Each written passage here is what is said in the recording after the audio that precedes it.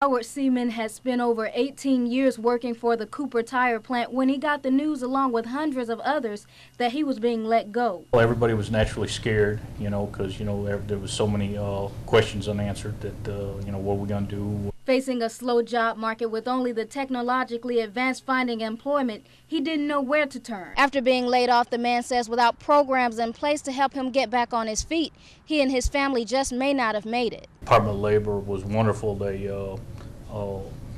paid me unemployment. They paid for my fuel. Instead of filling out an endless amount of applications with no reply, he got competitive, changing his game plan.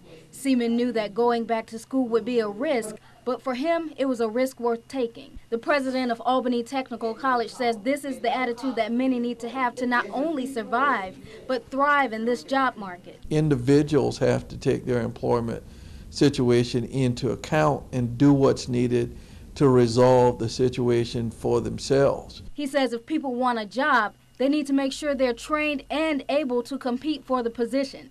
After President Obama's speech on jobs, Parker says it's time for people to stop looking for a one-fits-all solution. He says in this economy, job seekers may have to step outside of their box. Some graduates are having to commute just a little further than it did in the past. Think of doing something that you wouldn't normally would have pictured yourself doing.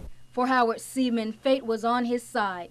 2 weeks after completing his degree with a perfect 4.0 at Albany Tech, he landed a job. And he says without Albany Tech's support, that may not have happened.